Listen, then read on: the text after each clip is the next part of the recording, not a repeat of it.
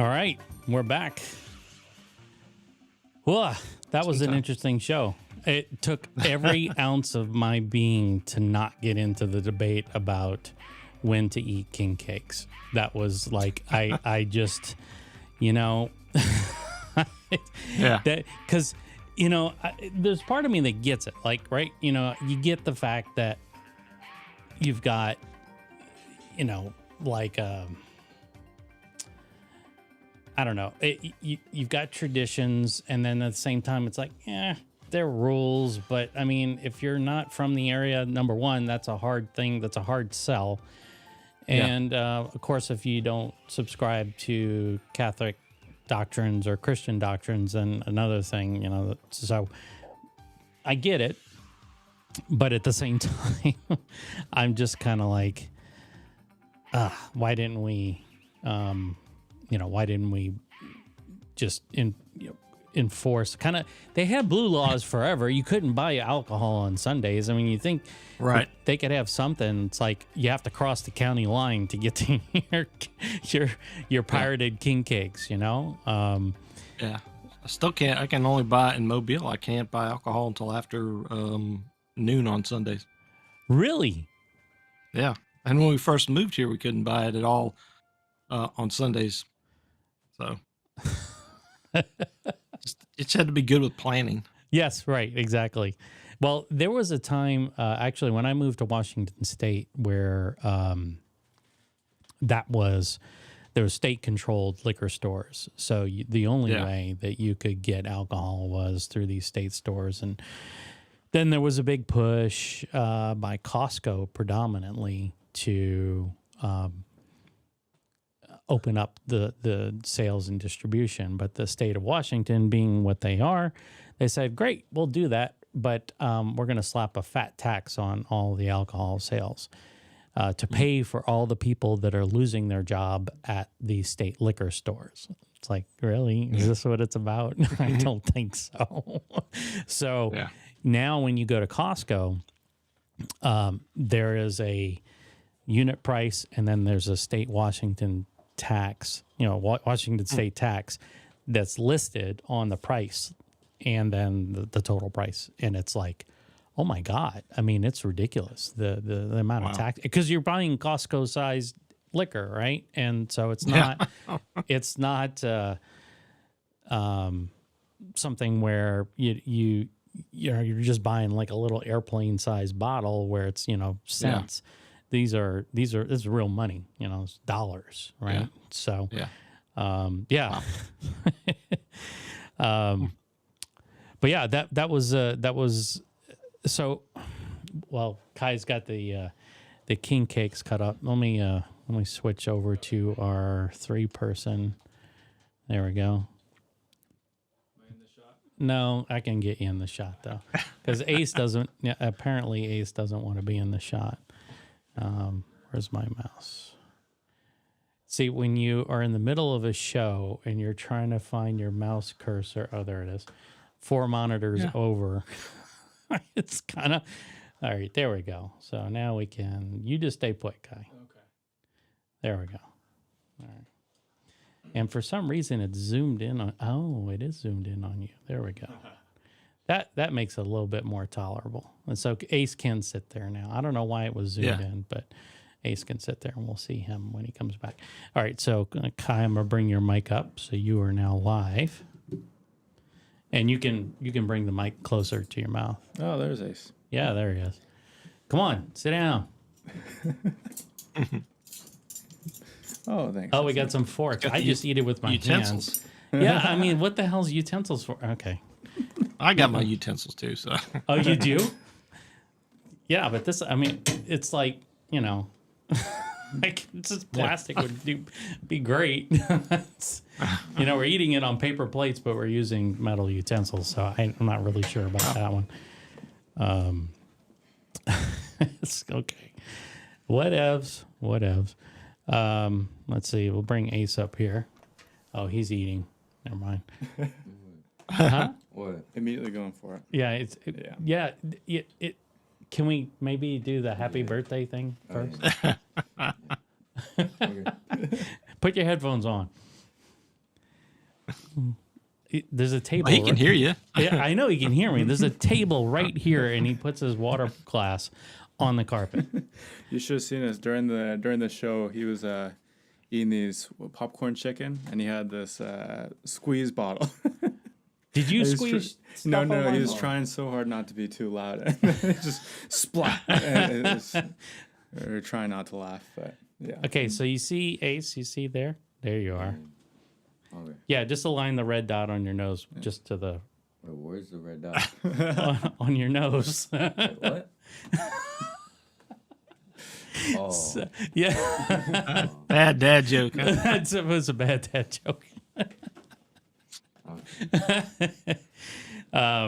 So it is Kai's birthday, and birthday. and it's it is tradition, obviously, that we usually have king cakes on your birthday. I know we have them on mine and Reiko's because we're at the end of the month. Yeah. We're closer to Mardi Gras, but I think Usually, we have one by. Yeah. We have it the whole month, I think. yeah, This we is- do. So, the month of king cakes, and yes. don't get on the scale. Whatever you do, Yeah. do not get on the scale. But the and Ace, if you want to pull that mic closer to you, you can. But I don't know if you want to just pull it towards you. Listen to him eating. is it even on? Yeah, mic's on. Yeah, I can hear him. Oh, okay. Well, it's drooping now. It's true. Yeah, just give it a little. There you go. Oh no. Okay, that's not gonna work. All right, you guys can share that microphone. Perfect. Just put that one away. That's fine.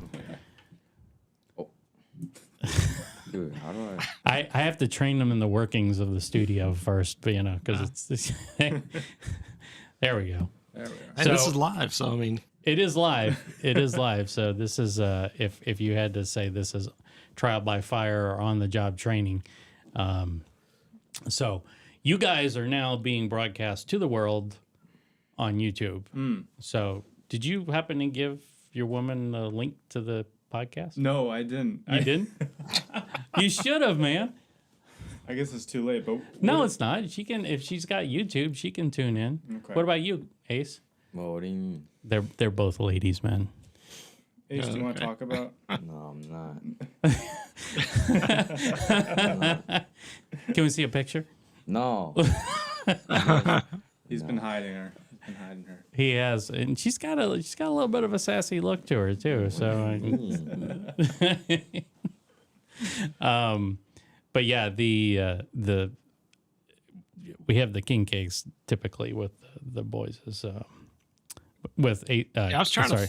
I was trying to think. I've probably met Kai when he was an infant, and never met Ace. And I've talked around on the phone, obviously. Right. But yeah, just our path, like we said, since you and I hadn't seen each other in person in 20 years, Yeah. probably. Yeah, it's been a minute. Yeah. So yeah, Nice to meet y'all in, virtually.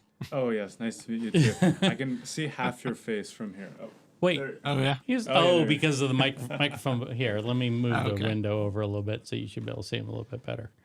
I hope it's my better half if I've Well, got one. it's the half that's facing the camera, so you have to decide whether or not that's your better half. Is that better?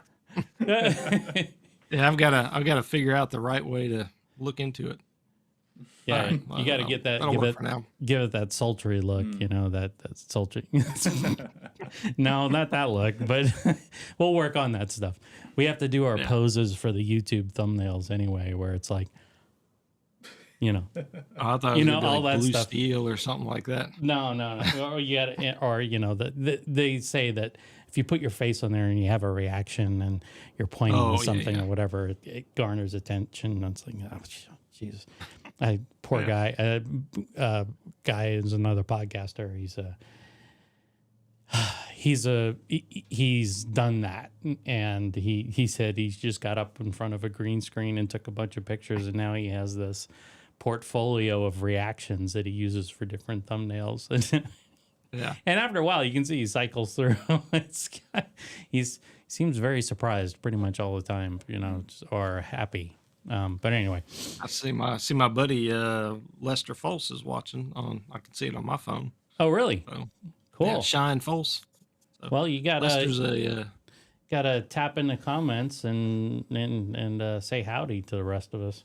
Yeah. So, Thanks for watching, Lester. cafe au lait without the au lait part, when it's cold, Yeah. it can peel paint. That's Yeah, that's I've mixed up. I brewed some Cafe du Monde with Cafe au lait for just this occasion. So yeah. There you go. Cheers. All right. So since none of us can sing, We can sing. We're pretty good at singing. well, you don't need to sing. It's your birthday. Yeah. Okay. Ace has a great voice. He's waiting to show it off right now. No, I'm not gonna sing.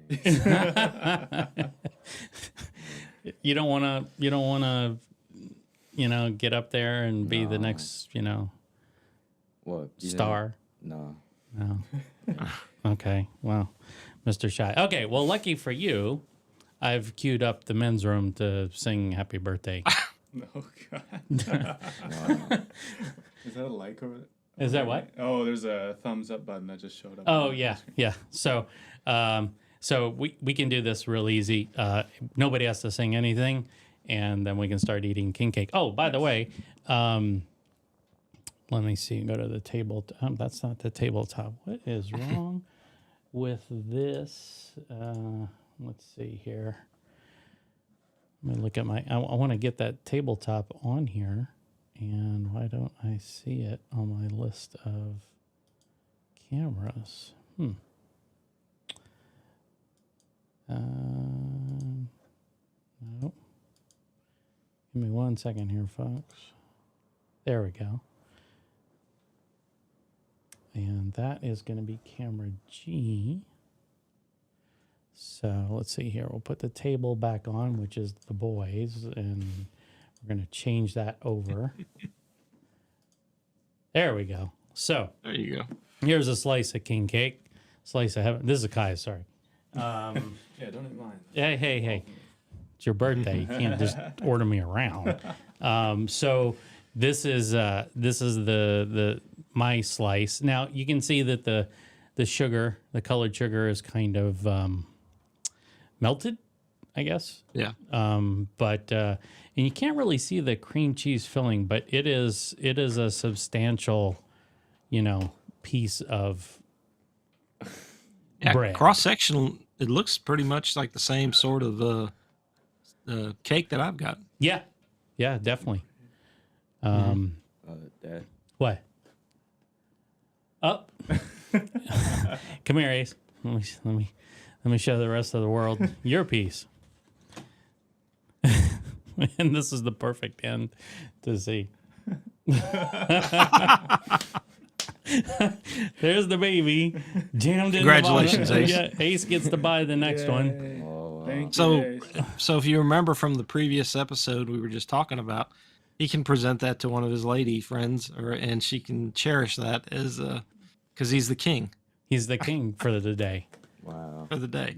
He sounds so enthusiastic. All right, so we'll just screw it. Let's just go.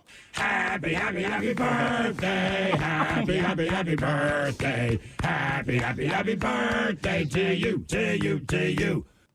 Oh, thank you. You're welcome. Happy birthday. All right, so let's partake here. David, you got yours on standby? Yeah, Okay. got it right here. Oh yeah. Okay. Yeah. Nice and close. Whoa. Extreme close up. Yeah. Damn. Very good. So the cream cheese is not a filling, actually. It's a topping. Okay. Yeah. So it's on top for sure.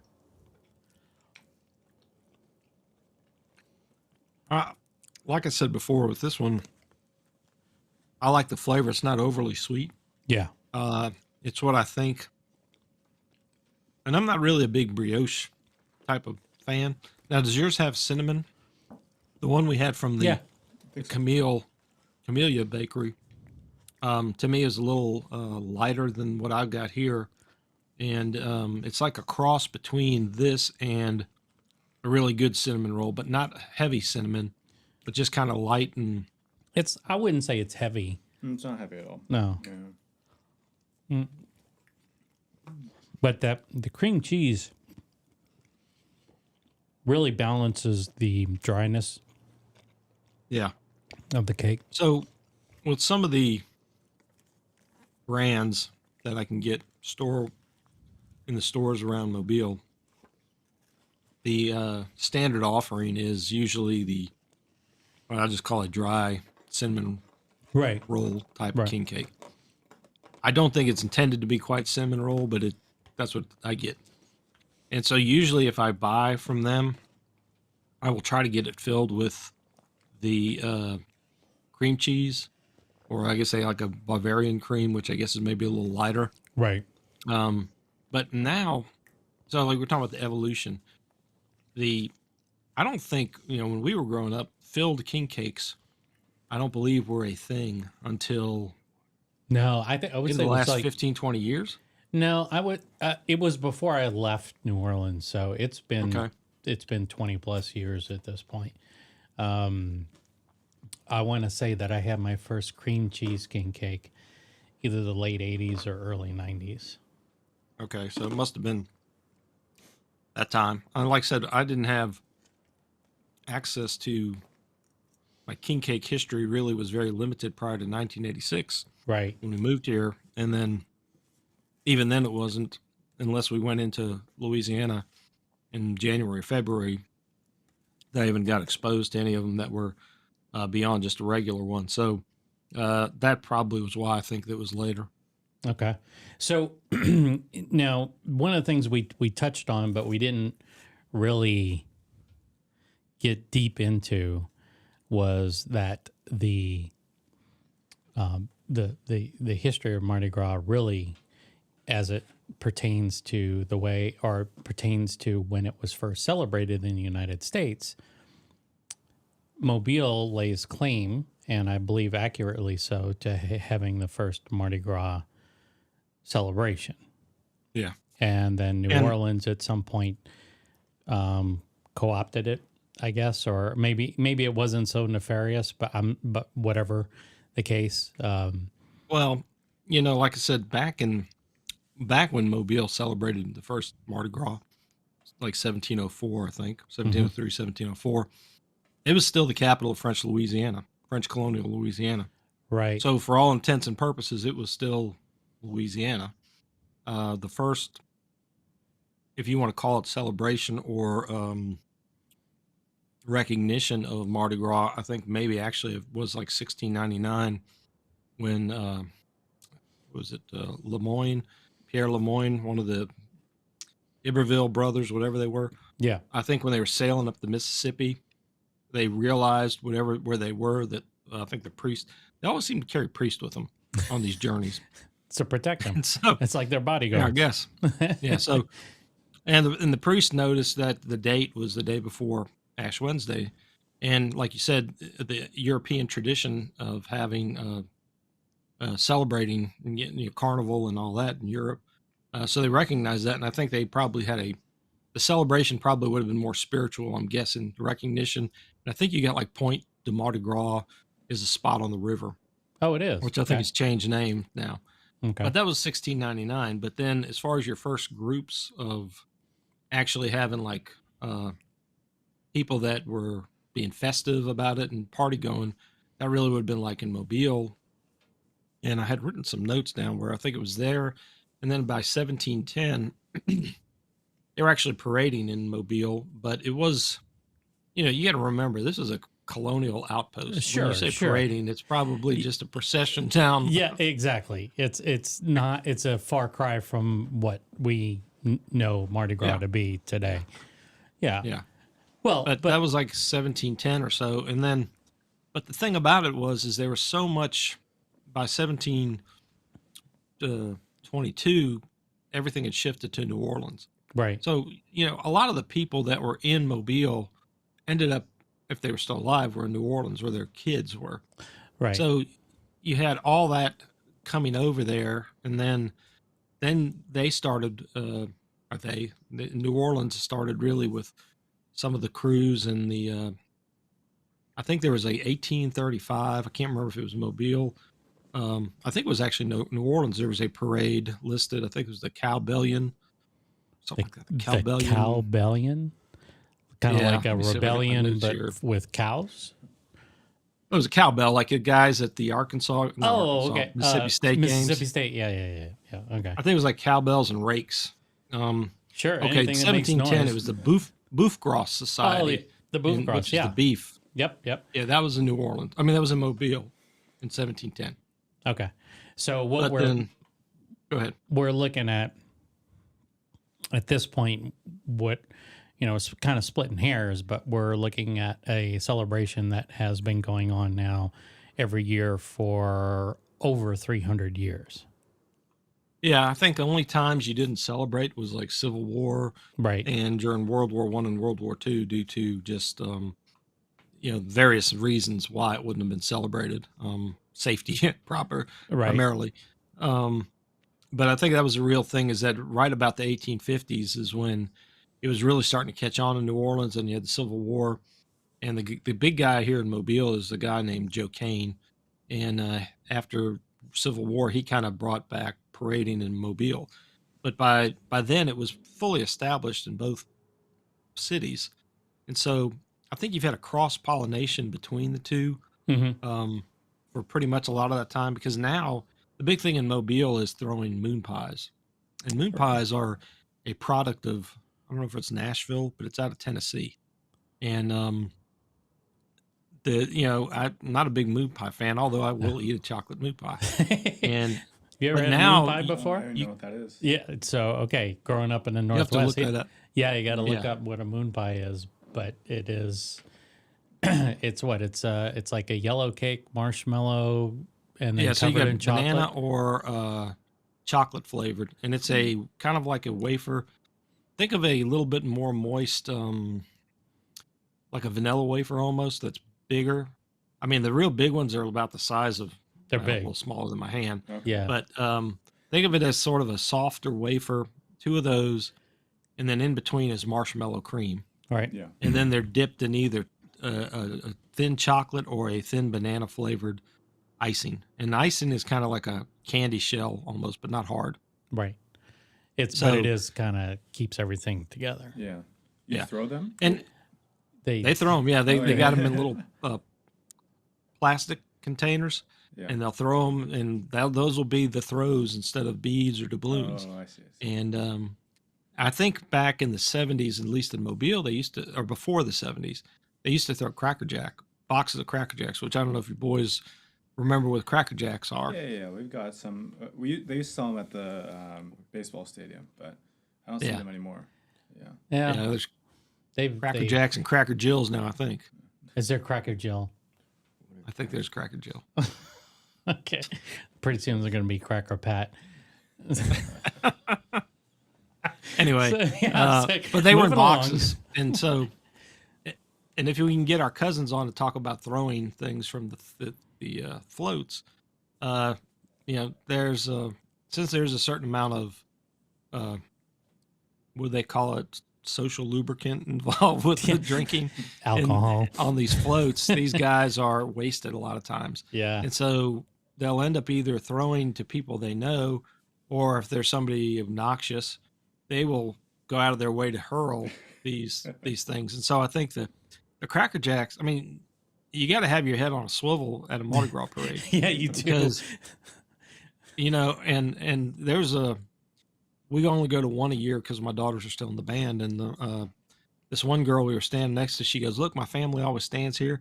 My dad's going to come up here, and when he sees us, y'all better just be watching, because he takes like a whole bag of stuff and they throw the bundles of beads. And it sounds like a good idea until it's hurling at you. And I mean, you're bending down to pick stuff up and you get hit on the head. And so anyway, the Cracker Jack boxes, as you can imagine, with sharp corners could, cause some injury. So they, around the 70s, they switched to the moon pies, which are, I guess, kinder and gentler, but they still, They still with any hurl. velocity, can hurt. Yeah. Well, so there's a crew called Zulu, which Oh, yeah. is predominantly an all black not predominantly. I think it is an all Well, black. actually, yeah, they have white. They our do? cousin Sally participated one year. No. Okay. All right. I had no idea. She was invited. She was invited. Okay. So Zulu, their throws were coconuts, decorated coconuts. Highly valued, actually. Yeah, very high. And I have one around here. We have one at the brewery. I don't know what happened to it, but about the size of a small Nerf football, but the density of a coconut. Yeah. And when I was growing up, and this was the early 80s, it switched over in about the mid 80s. But in the early 80s, they used to throw those off the floats. And to David's point, people who were maybe a little bit rowdy, or the parade or the people on the floats were a little bit drunk, they would practice their best Drew Brees impression, and they would hurl those things off of the floats. Yeah. And it got to the point where they were knocking people out. Oh my goodness. Yeah. So they finally said, Wait till we talk about St. Patrick's Day parades. "Oh God, yeah, that's Cabbage. With cabbages, cabbages hurt when they're going fast." Yeah. Softer than a coconut, though. I'd imagine. Yeah, but still, anything with any velocity is going to hurt. It's like it's like hitting water at terminal velocity. I don't care if it's water or whatever, if it's concrete, it's going to hurt. Yeah.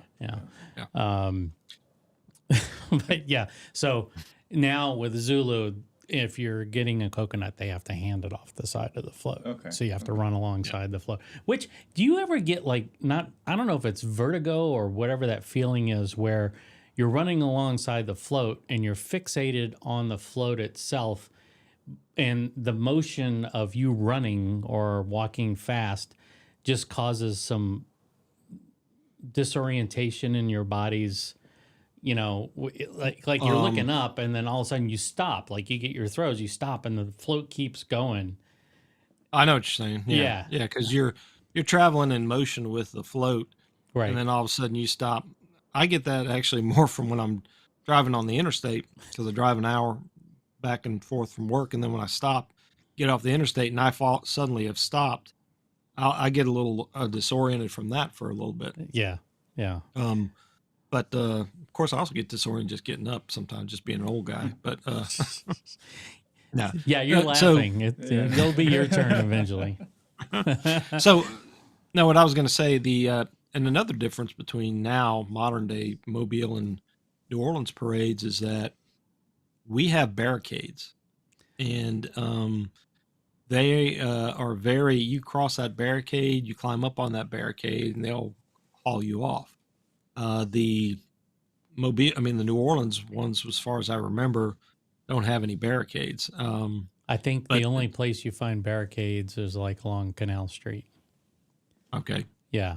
So, but as far as like That's St. Charles, so much immensity and people in that area. yeah. In that. Yeah. So, I mean, there's a lot of, I used to march in a few of these parades as part of the ROTC group at the school. And one of the big Gotta parades. watch out for the horses. Well, yes. So there are horses in the parade, and I'm in my Marine uniform with my dress shoes, which are not ideal for walking miles on end on concrete. Yeah. So being as young as I was, the blistering was relatively minimal, but still it was there. And you had to watch out for basically for the horse, so that was,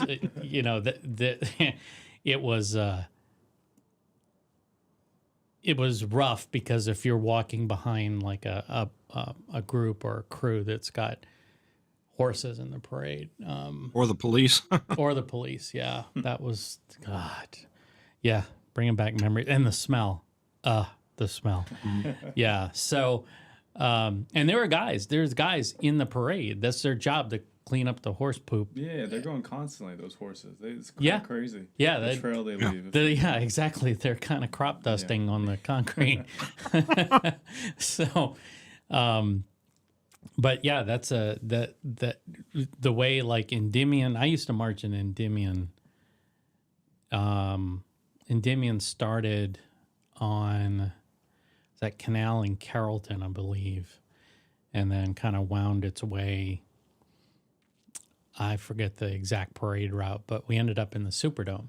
So the Endymion parade, the way that a lot of these crews will do is that they'll have the parade, and then the parade will go to a hall, and all the float people get off the floats, and then they don their party gear, or if they've already got, or they wear what they're wearing, whatever, and then they dance and party as if it wasn't enough on the floats. They do it even more till the wee hours of the morning. And in Endymion, the way they do it is the floats drive into the Superdome. Obviously the field's not out, right? And they line the perimeter with the floats, and then inside the center, where the football field would normally be, are all the tables and the band and everything, live entertainment and everything. It's crazy. Oh, I bet. How long a route was that? Do you know? Remember? Miles. It was miles.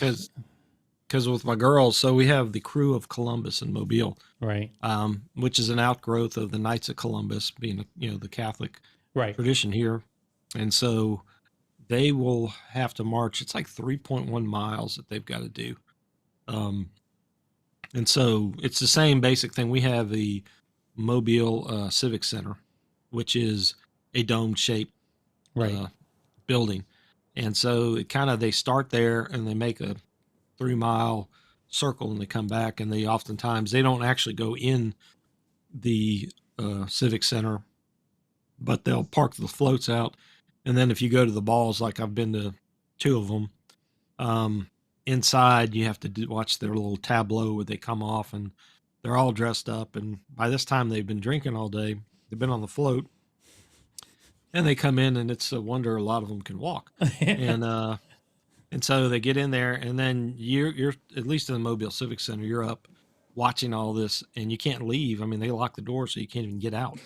And when Astrid was one of the only, I think we might have gone to 2, but the one that we went to, that's when she would smoke, and she couldn't get out to get a smoke. So it was kind of like, if you're not real comfortable with being locked up, and it's not that bad, but it's just if that's your thing, that's great. Yeah, if it's not your thing, they're trying to keep the people from spilling onto the streets of Mobile. I don't think New Orleans would care so much, but because it's already kind of a party in the streets. But and you're dressed in tails and ball gowns and such at this point. It's a big deal. I mean, it's like you have a full-on tuxedo with tails. Yeah. So only people in the cruise can partake in the thing in the Superdome and stuff like that? Yeah. Okay. The balls, The balls, yeah. Now, in Mobile, what they'll do is you can buy tickets to these balls, and I don't know how much they are, but they're maybe $50 to $80 or something. I may be misspeaking, but they're not real cheap either. But I mean, to a certain extent, I'm sure you're trying to keep certain riffraff out, but at the same time, it's my idea of a ball. I kept thinking of things like when you go to a fancy wedding in New Orleans and you have the carving stations with the, what do they call those, rib roast and stuff, and fancy little muffaladas and things like that. That's what I had in mind. And when the ones that I went to, it was like little smokies and barbecue sauce and little like, cubes what? of cheese. Yeah. So go as cheap as you can, because they're figuring most people are drunk anyway, so they don't. Yeah. They're whatever. They're not going to worry about it. But yeah, it's a time, and I told this story at the end of year show, but And man, I wish I had these photos. I meant to scan them in because I did. I'll pull them out before the end of the season because this was my last Mardi Gras before I moved away, and it was probably the most raucous one because I went into New Orleans and hung out with friends. There's parades that happen out in Metairie, where I grew up, and then there's parades on the West Bank, over on the other side of the Mississippi River, and then there's parades in New Orleans, and that's all on Mardi Gras Day. So it's the city's kind of chaotic, and the parades that start like Zulu, I think starts pretty early in the morning on Mardi Gras Day. It's 7 or 8 a.m. They get rolling. And then Rex is right after that. Rex is the king of Mardi Gras right after that. And then right after that is generally what they call the truck floats. And so what these families will do is they will take a flatbed, a trailer that would get hooked up to an 18-wheeler, and they decorate it. They build an entire float around this trailer. And sometimes they get so elaborate, they're like double-decker.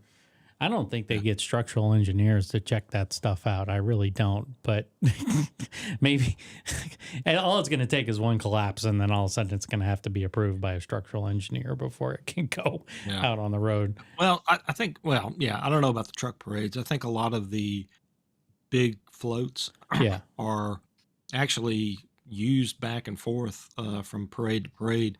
I don't know how much. I mean, obviously, you get some elaborate decorations, but I'm sure they must have to do some sort of safety inspection on those. Now, like the truck parades, that's what like the Joe Kane on the Sunday before here in Mobile to honor his memory. It's basically that same sort of truck parade that you're talking about with the flatbeds, and anybody can get a license to march. To march, to ride. Yeah. And these families, what you'll find is that, at least when I was growing up, people had yards that were big enough to, or some people did have, that were big enough to hold an 18-wheeler trailer in the yard. And they would build, all the families that were going to ride on that truck float came in, starting basically now, and they would start building the frame out for the float, and with it culminating on for them to go on Mardi Gras Day. So they get together every weekend as families, and like David was saying, that they do this all at their expense. They have to register to go to roll in the parade, and then of course all the money that goes into building the float, and then all the money that goes into buying the throws that you're tossing off there. I mean, Mardi Gras is a lot of throwing away and pissing away money. I mean, quite literally, that's what it is. But it's a good time, and like I was, going back to what I was saying, the way that it was for me that last time that I was going, it was a ton of fun. As a single guy, it was a ton of fun. Yeah. As a married guy with a family, hell no. You want to go back now? Yeah. No. No. I mean, matter of fact, David and I were talking about this at the end of your show. A lot of families in New Orleans get the hell out of New Orleans during Mardi Gras weekend. They'll go to Disney World. Yeah. I mean, if I think if you took a survey of how many people in Disney World that weekend of Mardi Gras, it would be predominantly from other cities in the Gulf South with a concentration of New Orleans folks. Yeah. So it was funny is that actually, let's see, Nicole was 21. So it was probably 20 years ago. Had to do a work trip. And they, of course, these folks being from up north, they chose to do it Mardi Gras week. And so we had to go down to, what is it? It's just south of Orlando, just outside of Miami. But there was a meeting. They wanted to have this thing. And the families were invited, actually. And so for the cost of the flight versus us driving, I could take Astrid and Nicole. And, I was looking at it, it's like, I can get there in enough time. Mardi Gras was actually a holiday at work. And so we decided to go to Disney World on the way down. And so we went in, and it was funny because it's like we're there, and all I'm seeing is LSU purple and gold Yeah. hats everywhere on that day we were there. So it might have actually been Mardi Gras Day we were there, and so or the Monday before Lundi Gras, but Right. it was but it's just that's what was really funny. And then I think I've even seen some of our cousins posting pictures when they were in Disney World, and maybe cousins on both sides of the family. It's like, or people running into people that they know that they didn't know were going to be there because they all just decided that was a good time to get out of town. Yeah. I always thought it was like a family affair, like kind of like what they have here, Seafair. That's just what I kind of envisioned, just a bigger version of Seafair. Well, some places, yeah. I mean, if you stay out in the suburbs, yeah, it is. Yeah, and you stay out of downtown New Orleans. Yeah. You can go. I mean, really, you can go as far as what has traditionally been called Lee Circle, which is, you remember when you just went to New Orleans taking the streetcars, right? The green streetcars. Those streetcars, they go around Lee Circle, and once they go past Lee Circle, they end up. That's where the city kind of like downtown almost officially. Yeah. So prior to that, though, all the oak trees and everything, it's the Garden District and Audubon Park and things like that. That's where a lot of the families will hang out. So if you went to the parades in New Orleans as a family, you typically went to those locations. Yeah.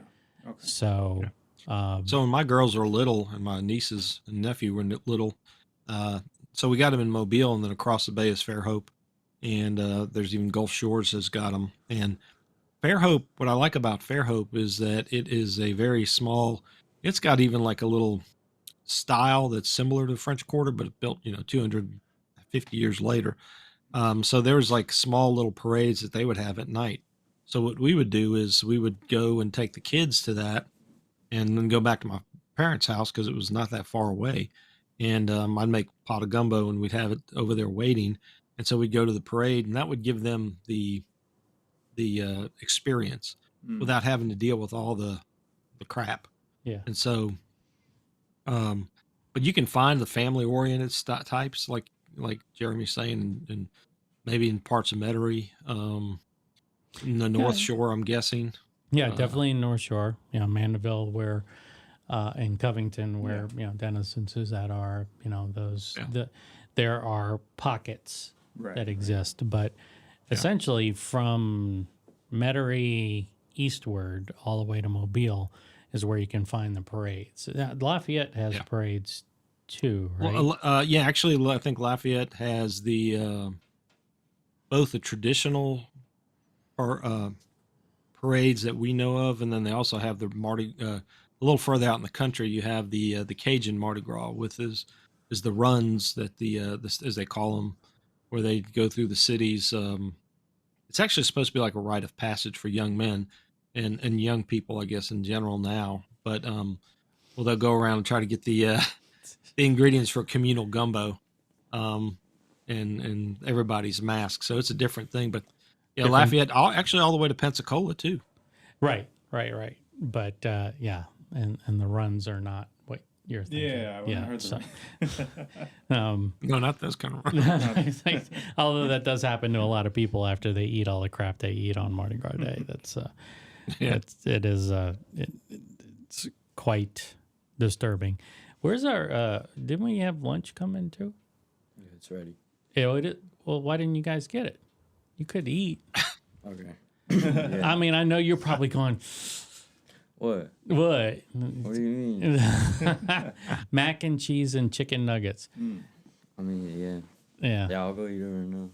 You- Okay, I can. I just didn't know if I could go. You can go and you can bring it back, Okay. and you can eat on camera just like you did when we first started.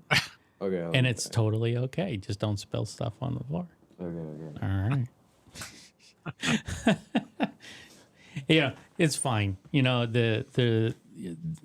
don't know the rules, as far as what Dad likes and what Dad doesn't like. But it Kai is. As long as you don't spill the liquids on the electronics, you're probably pretty Right. decent. That's Right over that's the- why they're right over sitting the over camera. here, and if those microphones get spilled onto, I'm not gonna Yeah. die. This one, however, Yeah, yeah. shouldn't even touch it. Nope. This is my golden microphone. But one of the things that we were kind of touching on too before, other than just Mardi Gras in general, is the kind of the evolution and the changes in the king cake, because we kind of talked about like the dry Yeah. the dry versions, but now a lot of places are offering these gourmet king cakes, and some of Yeah. them are savory and some of them are so one of my chef friends from the boucherie, he does crawfish king cakes, and don't think of it as a sweet, think of it as something like almost like maybe a crawfish etouffee stuffed in a crawfish bread like they have at Mardi Gras, Right. and it would have like a cream sauce and green onions on top, so you get your green and your gold with maybe some cheese and the purple maybe from red onions, purple onions. Yep. That you might have sprinkled on there. And then I sent you a picture that last year my sister Elizabeth made a boudin king cake, which was and so you can see that it's got bacon, cheese, and green onions, and it's basically I can't remember if that's a Pillsbury. I don't know, I what do don't you call care. it? Like I don't care what it is. It looks freaking Yeah. amazing. It was good. I think it might have been a little drier than she wanted it to be. Okay. You know what? You know what else is on there? You can see my pepper jelly on the edges. Oh, that's what this. Okay. Yeah. Yeah, So that's the glaze there. that's okay. So it's a pepper jelly. Okay. Yeah. So you've gotten that. You've got, like I said, when the Saints are in the playoffs and in the Super Bowl 2009, 2010. We were over there in Baton Rouge, and you had you had black and gold cakes. Yep. Now I think you even have some varieties. You might have like a Zulu cake, or a king's cake. Well, not a king's cake. There's either a queen cake, but you either got some like with coconut filling. The other fillings now you can get blueberries, you can get apples, you can get cherries, which with the cinnamon flavored, I'm not sure how I would like some of those. I think they got blueberry, and some of them to me just did not sound like they would be a good complement to each other. No, I don't. Yeah. I remember Mackenzie's putting those maraschino cherry halves. Oh yeah. There's like 4 of them on the king cake. What you need to look up if you hadn't seen it This is the a guy, Saints and he king just cake, passed by the away. way. He was a local actor in New Orleans. Named I can't remember the actor's name, but his character he portrayed was a guy named Larry Ragusa, and he had Larry Ragusa's king cakes, and this has been about 10 years that he did about 6 of these little skits, and he was kind of your typical yat, and he's in the bakery and he's got a cigarette hanging out of his mouth, and he's talking about how he makes the combination of the new stuffed king cakes. And so what he did is he took a regular king cake with the cinnamon and all, and he cut it, they just cut it in half, and then he filled it with muffalata, salami and cheese and olive salad. Oh God. You've got to. I'll have to post it since it's but it is funny. And I mean the guy like I said, he was from there, and he had a couple of bit parts. I think I saw him in the Treme episodes too. But he did these things, and it was like every week. I think he had like even a veal scallopini one or something that he had like with the marinara sauce on it and all that. Right. But now Rouse's does actually have a muffalata king cake, but what it is it's not in that fashion. It's just they take the muffalata bread and they make it round make it ring shape, and they cut it in half, or it's maybe a lot of little tiny of the little muffalata rolls together, Right. and then they cut it and they just fill it, and so you get the same ring shape and the coloring of the purple, green, and gold, and you get the muffalata experience. And there's even what do you call it? Sushi restaurants that will do a sushi king cake, but it's all the different things of which I'm not a sushi eater, so I don't know what the different types of sushis are. But there's you can find people that got those, have those, so you can get almost any type of king cake you'd like. You know, we could probably, because you got the, I don't think you have purple tobacco, but you've got the orange and you've got the green, Yeah. which is wasabi. So we would just have to find something else for purple, some kind of purple topping. But yeah, we could totally make. I mean, the missus could make, like you just take a California roll, really, Yeah. and you Flip just it put around. the different stuff Yeah. in there, and then maybe shove a baby fish in there or something. I don't know. Whatever, it's just It's a sardine. a sardine. Oh Stuck God. underneath it. Oh. Thanks, Dave. But yeah, so I mean, so like I said, a lot of the things like you and I talked about from the standpoint of traditional like gumbos or people cooking the Louisiana traditional meals outside the area and putting their own riffs on it. I think that because I think in the last, especially 50 to 60 years, king cakes in general, I think have been a dynamic force that there has not been anything that's really set in stone. And I may enjoy it a certain way, but I'm kind of open enough that even though I I would probably buy, if I knew it was a really good boudin filled king cake, I'd probably buy that, knowing that it's a savory version of it and it's not going to be sweet and savory. It'll be something that's in the shape and in the basic form or idea of what the king cake's supposed to be.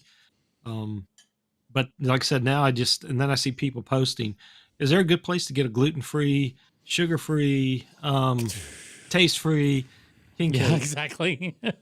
That ships to the Ukraine and stuff like that, and so it's Yeah, I mean, look, I get it. People have allergies or certain health needs. I get that, but along the same vein of foods that taste like meat but are made from vegetable products. Yeah. It's like, how do you know it tastes like meat if you're a vegetarian or a vegan? Or unless you were before I'm just going to say a standard eater, a regular eater, carnivore. a carnivore, right? And then, I know that, like, for instance, the Impossible meats, we had looked into that for the restaurant, and the Impossible meats were insanely expensive. And their big thing was to get the flavor of the meat was to increase the iron content. So you got that kind of blood Flavor. So there's always going to be that element, and I think that that's something that in the past that it was generally looked over. It's like, yeah, whatever, go away. But there's a lot of bakeries now that are realizing that they can capitalize on people's certain dietary needs and keep personally, I don't know how you make a gluten-free king cake and have it taste good. Yeah. I just don't know how you do that. Yeah, and I mean, I had never dwelt into that too much, and I think part of it is that I'm fine with, obviously, like you said, people having their needs met, Right. because diabetes is a very serious thing, and people have to be careful with what they eat. And obviously, in the past, you had to either just abstain from it, or maybe just taste enough that you can't indulge. Now, with Right. anything like the king cakes, or the pralines, or the beignets, we should not be eating those. This is just my opinion, all the time. Right. When you go to New Orleans for a week, yeah, you're going to eat all that if it's in season, because it's there and you're getting it hopefully from a reputable place and getting a good experience with it or a good example of it. Right. But if you're living in there, I mean, how many king cakes did you have a week when you were growing up? A week? Yeah. Or in the Mm, season, carnival season. 2, maybe 3. Yeah. Not a lot. I mean, yeah, so like what I'll usually do, since I'll pick one up at the grocery store, and it'll usually be one of the bigger ones or middle-sized ones at the beginning of the season, and then if it's a 4 or 5 week Mardi Gras or carnival season, excuse me, then I'll probably get another one almost toward the middle, and then another one at the end. Yeah. Now, occasionally, especially in Alabama, you'll have vendors who will send you some of the good king cakes like you got from Louisiana. And so if somebody in the office has some, you might get a little piece, but I'm talking about even if you get it 3 times in the season, if you're splitting it amongst 4 people or 3 people, Yeah. you're probably not it's not something you eat in every single day. Or you eat it maybe 3 days and then it's almost 3 weeks before you have another one. Yeah. Yeah. So, but if you want to specialize in creating these special dietary ones, and that's your signature type thing, that's great. Yeah. But I think when going up to you when you have your restaurant and asking you, "Hey, I need you to make a special king cake for me," when that's outside of your repertoire, I think that's just kind of they need to understand that you're not set up to do that kind of Right. stuff. Right. So And a I lot of these wouldn't. bakeries, Yeah, I wouldn't know the first thing about making gluten-free or, even with beer, we when we were making beer, it was, there are a lot of people saying, do you have gluten-free beer? And I'm like, no, I don't. wow, Yeah, I didn't but think about it, but I mean, there is one brewery that specializes in gluten-free beer here in Seattle, but then there's also, a lot of people are getting into the like gluten-free seltzers and things like that, or vegetarian, like certain organic compounds are okay. Yeah. Anyway, getting sidetracked here. We just, it's like, okay, this is the way it's been done. If you cannot partake, maybe you could look into making your own. I mean, I think there's nothing wrong to expect that, So, if you have certain dietary needs and nobody else is meeting those needs, demanding that of a bakery or an establishment is kind of ridiculous. But I look at that. I mean, if I were in that position, I would look at that as a business opportunity and go, oh, Yeah, I can yeah. I can make this, and then I can maybe sell them if I perfect it. But I'm not, Yeah. if it's outside my wheelhouse, I'm not going to do it. Not going to do Yeah. it. So I think, when people are looking for that, hopefully they're understanding enough to know that just because you're a bakery doesn't mean that you can make every type of baked good to the specifications. I mean, you might be really excellent at making New Orleans style French bread, but you may not be able to make muffaletta bread worth of crap or some sort of Right. Eastern European heavy grain type of bread. And, Right. so I don't know. Like I said, that's just some of the things I just see that pop up every so often. And maybe it's just because I feel like I don't want to say I feel like I can be resourceful when I'm trying to learn to cook something or if I want to try something. Right. Every so often you'll see people who move in. Like I said, if you move from Philadelphia down to Mobile and you want to find a real good Philly cheesesteak, to me, that's kind of a silly thing to ask for, because you're never going to be satisfied with what you're going to Right. find here. Especially if you grew up in Philadelphia. Yeah. Yeah. So to me, it's like, why don't you learn to make it yourself?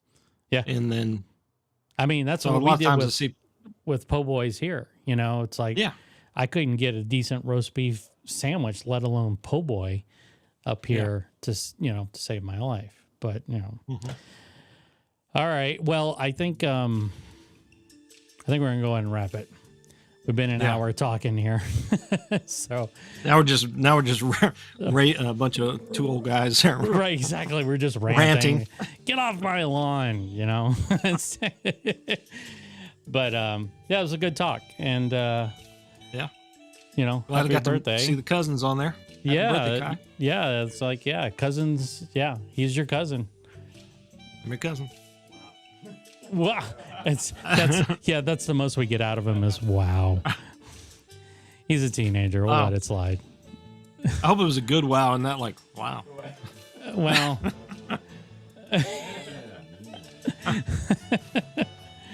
all right, cool. Well, I'm looking forward to All right. Wednesday. I think it's going to be fun. And that's going to be a good show. So Yeah. until then, enjoy the rest of your weekend. You too. And we'll keep promoting, share it with everybody, and hopefully we'll see all kind of good king cake pictures this week. And like and subscribe. Yeah. All right, Send us your pictures. Yeah, definitely send us pictures. If you make your own king cake, send it to us. I'd love to see them. Yeah. All right. All right. Take care, buddy. Bye. See ya. All right. Bye. Bye.